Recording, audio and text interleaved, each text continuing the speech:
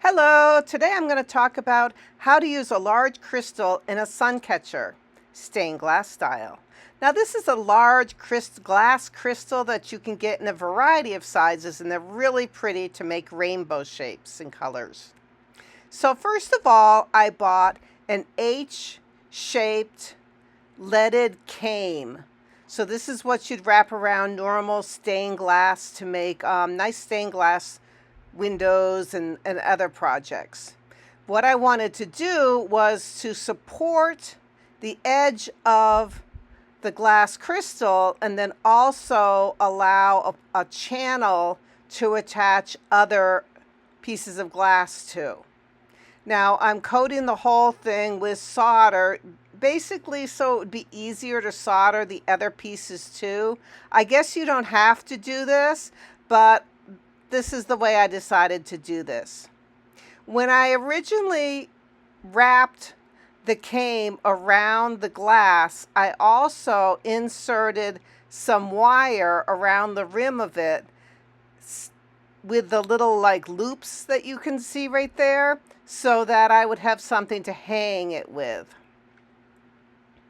You can see I also drew on the glass itself and divided it into sections to attach my other pieces of glass to it. I had to actually use a piece of wire wrapped all the way around it to help hold those wire loops. Now I used some 7/32 inch foil, normal stained glass foil, and wrapped it around these chandelier crystals of 2 different sizes.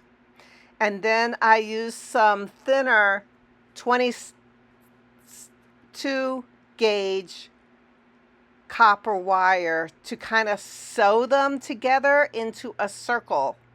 And I used those magic marker lines that I drew, that I showed you, to help me place them properly around the diameter of the crystal. And now I am soldering them in place. So I'm basically just tacking them in place, because I didn't know how exact I could be. After I tacked them in place and I made sure that they were spread around neatly, I then filled the whole area with solder so that it would really hold them together. Right now I'm using 20 gauge copper wire, and I'm going around the outside of the whole structure to help give it some more support. Now I did try to use some of the normal kind of C-shaped cane that you'd use on the edge of a project, lead cane, but it really wouldn't bend around the curve of these pieces of glass nicely enough to make it look good. So that's why I ended up doing the foiling and now the wire around the outside edge. So right now I'm bending the wire nicely around the outside edge, and I'm just tacking it in place again, and then I go back and finish soldering it completely. Now when you choose your wire to go around the outside of a project, you want to use the thickest piece of wire that you can, but still be able to bend it nicely. Now, of course, you could use, as I said, you could use cane or restrip. There's lots of other things that people use to go around the outside of projects, but wire works also. You just want to get the wire to be as close to the shape as possible so that it doesn't leave lots of gaps.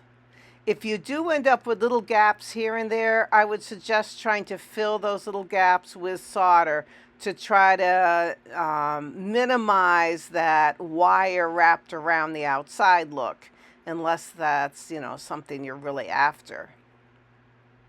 So you don't want to use really thin wire, because the thinner the wire, obviously it's not going to be as strong.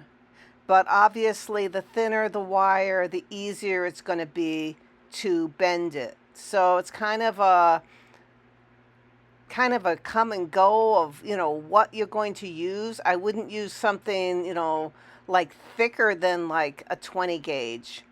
But if you can get a 20 gauge to work, great. I've at times had to use 22 gauge because the extra little bit of bendableness of the 22 might be what you need for your project.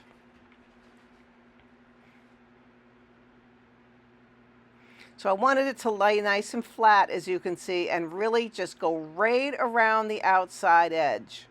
Yeah, I'm showing you this at like 4 times normal speed right now. So yeah, you go a little bit slower than what I'm doing. I'm wearing silicone gloves right now. If you wear gloves, it helps protect your hands, and it also helps dissipate the heat if you happen to get your hand too close to something that's heated up, like a piece of foil or wire or even solder for that matter. Now you can see I'm kind of laying in solder along the edge to try to fill in those gaps, as I was saying, so that you don't see that wire look as much. I also went and filled in the gaps between the cane and the base of all the glass crystals to try to get rid of that look of a lot of extra wires involved in this project.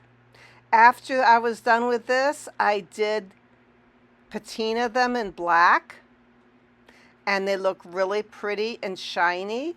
Now I would beware of having some danger of the light going through and maybe heating up an area of your room, so be careful. Maybe you want to hang this outside. Maybe that would be a little bit safer. But as you can see, that makes beautiful rainbows, and I just really thought this was fun. See you next time.